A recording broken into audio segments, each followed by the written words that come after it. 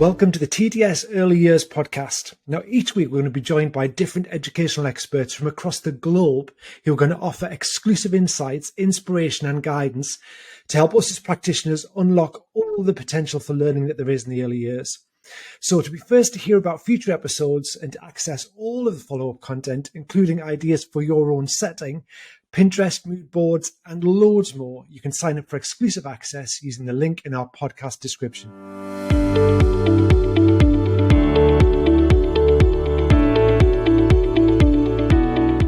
Hello, my name is Alistair Bryce-Clegg, and I am the host for this week's TDS Talking Early Years podcast, and I'm an early years consultant, author, and trainer.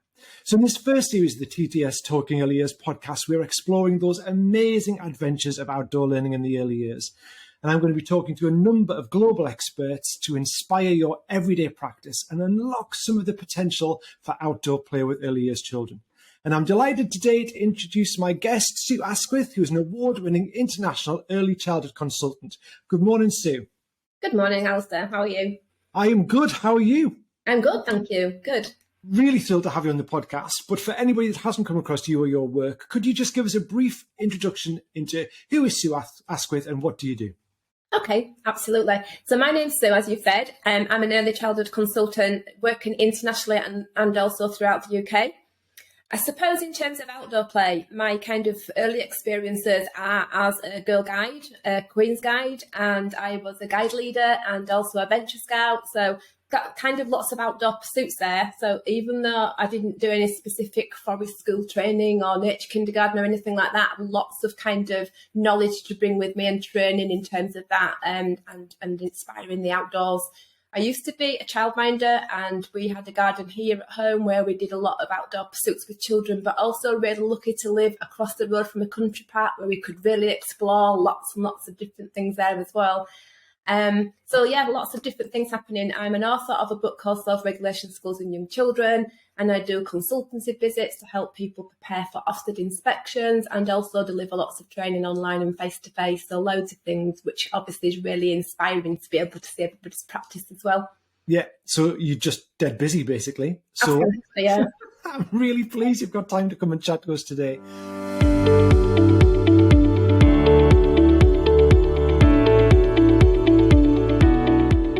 TTS Talking Early Years podcast with me, Alistair Bryce-Clegg, and today I am talking to Sue Asquith, and we are carrying on our discussion about all things early years and outdoors. And particularly today, Sue, we're going to think about kind of some of those weather barriers. We talked about a little bit about this in our first episode, but again, that how do we enable an outdoor space to be a space of continuous provision and not just a space that we go into only when it's fine or it's certain chunks of the day, because children really in their normal, natural and typical development need continuous outdoor access or a regular access to outdoors to help them to develop. Okay, so I think we started to kind of pick up on this on our last one, didn't we? But we're thinking about that kind of general ethos within the staff, but also then who speaks to parents on induction or show rounds to get them to understand about what your ethos is about outdoor play and to say that actually it's a statutory requirement and we have to do it, because you're going to get the parents who possibly say, oh, they've got a little bit of a runny nose today, so please don't let them go outside, or they intentionally forget to bring the coat so that they think like they can't go outside and all those kind of things. But I think it depends on the culture and how the parents maybe were brought up, because suddenly we're getting a generation of parents who might have been those children who didn't play out themselves. So then they're kind of carrying on that parenting style with the children as well. So I think one of the first barriers maybe is to think about your attitudes as a staff team and also thinking about sharing that ethos with parents.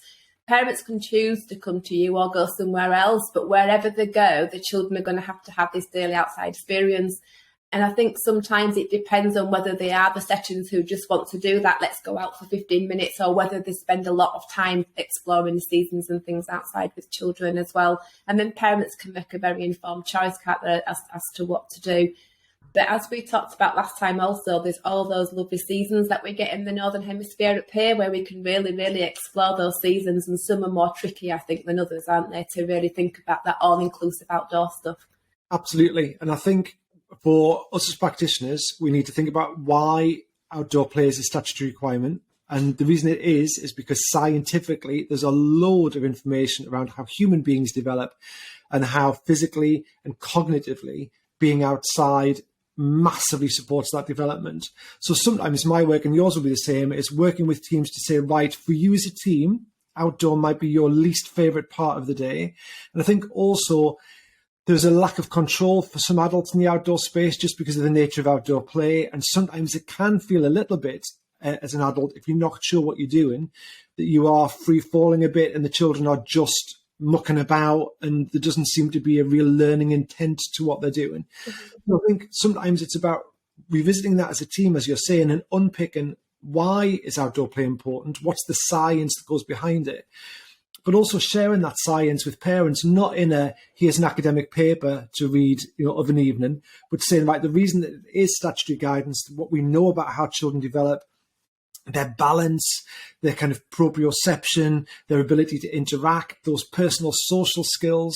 And again, I find, especially in settings where there might be multiple languages, where some children don't share a common language with anyone else within the setting, it can be quite difficult to interact in an indoor space where you've got one thing that you're doing, or a small selection of resources that somebody else has already got. So I've already got all the cars and you come to this space and there aren't any cars for you and you can't articulate, can I have some cars, please? And that probably ends up in me stealing one of your cars and you getting upset. In an outdoor space, often that is negated by the fact that lots of the resources are found, they are natural, it's open to interpretation, it's bigger play, it's more collaborative, it's more cooperative.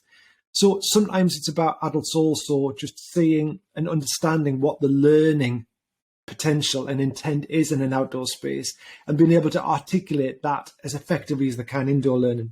Yeah, I think you're right there. I think if you've taken your children ever abroad on holiday, they'll come back and they might be chatting away to somebody that doesn't speak the same language, but because they've had the sand or the pool or wherever you are, they've been able to find that common ground, and that play, it breaks down the barriers, doesn't it, to communication, as we know, in various different ways. So yeah, I think that's a really important point. I think also thinking about the fact, if I think about weather particularly, and it's usually wet weather that causes the biggest issue, although I remember being told very early on in my teaching career that on windy days you kept the children in. Why? I mean, I don't know if a child's ever been blown away from a playground on a mildly windy day, but we would keep all the children in. The wind would be howling around, and then the children would just all then be hyper because we were all in a windy day. But it tends to be rain is the thing that people have an issue with, because when children get wet, they're not going to melt. People often think they're going to catch the death of cold, but also they will dry, and it's actually easier to dry skin than it is to dry clothes. But that whole thing of, if you've got a group of children and they all go out and they all get very wet, then suddenly you've got all of these clothes to dry. They've got wet socks, wet tights. You've got people changing into other clothes. It's about how we can have mechanisms and habits that enable children to experience what we want them to experience in terms of wet weather, but then solve some of those clearing up after the wet weather issues. Mm-hmm. But seeing it also them as a positive, because if they have to come in and change their clothes, then obviously it's promoting a whole set of new skills inside, isn't it, about independence and dressing and all sorts of different things. But yes, I do remember helping at a school once. I think I'm going on maybe, I was still a childminder at that time rather than going as a consultant. And for whatever reason, I think I was maybe supporting one of my children with send to settle maybe. And it was a snowy day, and the poor woman at the door was coat on, coat off, toddles on, do this, and then they'll come back and then but instead of trying to help the children, and the children that I sent to school could have done all that for themselves, but this woman was literally putting wellies on, taking wellies off, putting hats on, put coats and stuff in down sleeves, and there were no the opportunities to really help the children with their independent skills. But she was really patient all day long, bless her, trying to get the children to free flow inside and outside. But I think children are able to do that, and maybe thinking about, how cold it is, what do we need today? But knowing also that some of us are hothouse flowers and some of us are not. So sometimes the children, you might have wanted your hat, scarf, gloves, coat, big wellies on and what have you, but some of the children are too warm, and actually it's okay to take that coat off and carry on. You go outside and you're cold, with all your stuff on, you run around for 5 minutes and you suddenly boiling up, which is just, we do that. We went on a family walk the other day and we all had hats, scarves and gloves on. Halfway around, everybody's stripping off because we're all really hot. So children are going to do that. And again, made me think when you were just saying then about, because then you've got an adult who basically has been really helpful with children, but all they're doing is dressing and undressing children for a day. Another setting I worked with that had a big investment in outdoor play, they used to do things like wellies on, wellies off as a game, but way before the wet weather came. So at the beginning of an afternoon or just with somebody outside or maybe led by an adult, they would play a game called wellies on, wellies off. And the children would just practice as part of a very, it was adventurous gameplay. Get the wellies on, get the wellies off. Where do you put them? What you do with them? And then move on to your play. And they just did little bite-sized bits, knowing that time was coming. And it was there. I'd been somewhere and seen children with overalls. Again, they were nursery-age children trying to put their overalls on, and it literally took about 3 hours to get 16 children in overalls. And in this particular setting, they just said to the children, lie them on the floor. So the children put their overalls flat on the floor and they just lay down like a sleeping bag and wriggled in, put their braces up, coats on and out, and it was done. And I remember suddenly thinking, this is like magic. And all it was saying, don't try and hop in and stand up, put it down, slide them in, wellies on, coat on, out you go. Yeah. It's a bit like the coat flipping as well, isn't it? And the children, they do all sorts of different things, don't they, to be able to do those things. And they're so resilient. If you show them a couple of times and give them the chance to do it, and then suddenly it clicks and then they're off, aren't they? It's just huge. Another setting I worked with had a vast range of shower caps. Now, they used those for two reasons. One was they had lots of children with textured hair, and what they found was those children were reluctant to go into the outdoor sand because sand gets flung around, and when it gets into textured hair, it can be difficult to get out. So the children used to pop on a shower cap, regardless of their hair type. They just pop on a shower cap if they're going into the sand if they wanted to. But also they wore them on rainy days to stop hoods up, hoods down palaver. And because they bought novelty ones with ducks on and spots on and flowers on and all sorts of things, the children just loved it. I mean, it was very amusing as an adult to see all of these children in novelty shower caps.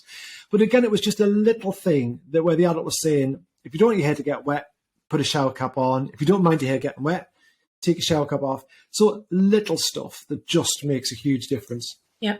And I think internationally as well, going out to sports settings internationally, a lot of them are following EYFS, and they kind of like the idea of maybe trying to do the outdoor play thing, but then they'll go, oh, it's just much too hot.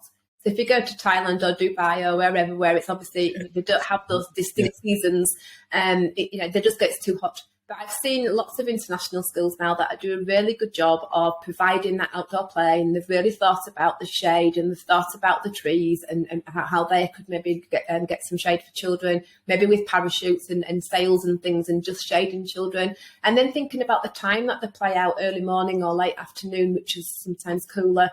They've got to think about air quality and all sorts of different things in different countries, but really trying to think about what can I do. And obviously internationally as well, some of the settings don't have a huge outdoor space. They might have a little terrace or a little balcony somewhere, but just trying to make the best of what you do have and really think about how we can maybe try and get some of those children with that daily outside experience there too.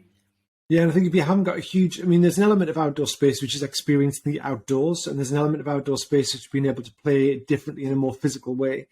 And I think if you haven't got the huge space, so you can't do the big physical stuff, then it's also thinking about why that's important in terms of child development and trying to add some elements of that, if you can, into your indoor space.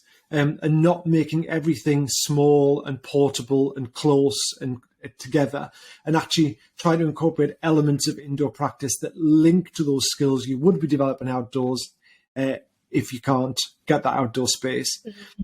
And I also think just for, we're talking about an ideal, we're talking about this idea of continuous outdoor access, which literally means that if you gather or not with your children, that once the children are in the space, indoors and outdoors is just one big space. The door is always open. Children can choose whether to be indoors or outdoors. And that can be quite complex, especially for practitioners who are used to, we come in, we sit in the car, but we do a bit of a direct input, then we do an activity linked to the input, and then we might open the doors. So there's lots of other elements for practitioners to explore around how can you make learning effective if you've got a continuous outdoor space. But lots of settings haven't, because they share the space with somebody else, or the space is too small, or there are people who pass through their space. And again, it's about trying to maximize opportunities for children, but accepting if that's what you've got, then try and make that work, as opposed to saying, well, we can't go out all the time, so let's not go out at all. Yeah, absolutely. And just again, it's that continuous provision, isn't it? And giving it an equal kind of standing to your indoors provision. Because it doesn't magically happen, does it? The learning does magically happen in a continuous provision that's really well resourced, but obviously it doesn't always happen if you haven't really put that careful thought and that planning in beforehand as well about what my children might want to access as well. And sometimes outdoors, they don't think that. They're thinking about it a lot inside, but then it's kind of all out, let's go. And then the children are running around. I used to say it's like Looney Tunes. They run around like Looney Tunes outside, but there's no purposeful play there. And then you've got to think, are children learning something from that? Are they getting something from that? Or can we maybe put something out to maybe engage them a little bit, or maybe extend some learning that they might have been doing earlier or something? And they will engage in a lot of transporting and just general moving and shifting, because that's what they like to do. And again, we talked earlier on about the fact of outdoor play not being indoor play taken outside, because if you literally just lift what you've got indoors and put it out, then you'll find, because children do play differently and their expectation is to play differently, they will just really start to disrupt that very well organized outdoor space. And actually what we want to do as early as practitioners is say, we acknowledge that they can gain something very different from an outdoor environment. So let's try and enhance what they can gain that's different, rather than try and keep it the same. And again, it's about practitioner frustration, in that you've spent ages setting these things up in the outdoor space that you really want to work and link to your theme or what you're talking about, and then children go out into the space and either ignore them or move them or reinterpret them. And it's shifting thinking to think, which took me ages to do as a practitioner, that's okay, that's just as valuable than if they actually do come out and do the thing that I set up in the first place, which rarely happens. So keeping it loose can be a really good thing. Yeah. But if you think about the creativity and critical thinking and what have you, we want children to do those things rather than just do what we thought they might want to do. And if they want to use those resources or provocations in a different way, it's actually thinking outside the box for them children as well, isn't it? And like you say, it's supporting that rather than thinking, I put that there, so you might want to. But yeah, it's a different mindset, like you say, and you've just got to try and get out of that if that's where you are, haven't you? And try and think, this is what I need children to do. This is what we want them to do.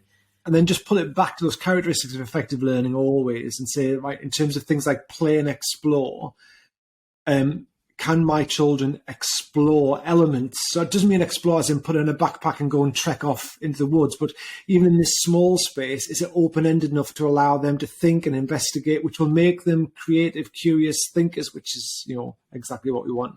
So just think reminding ourselves of those characteristics, which is why they're called characteristics of effective learning, because they are, and looking at our space and thinking, right, if I applied those to this space, where can I really see opportunities to do that? And where perhaps are the things where I could loosen a little bit around what I feel the learning outcome should be, and just observe what learning outcomes might occur.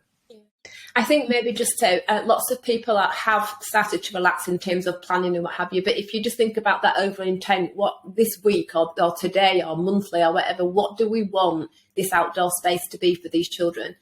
You could have an intent that might be for that age group all year round, but, just try and think, specifically what is it that the children are interested in now? What can they do to enhance that outdoor provision? And like you say, the chances to play with what they know, have a go, making links, all those different things.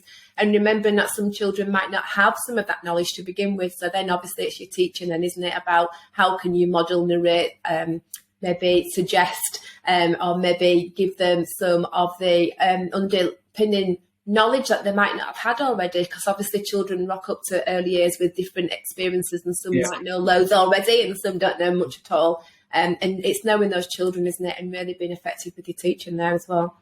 I think the role of the adult is something we're going to touch on in one of our future episodes. But for today, unfortunately, because we literally could talk about this for hours, our time is up. So it just leaves me to say for today, thank you very much, Sue, and hope to see you all in our next episode. No problem. Thank you.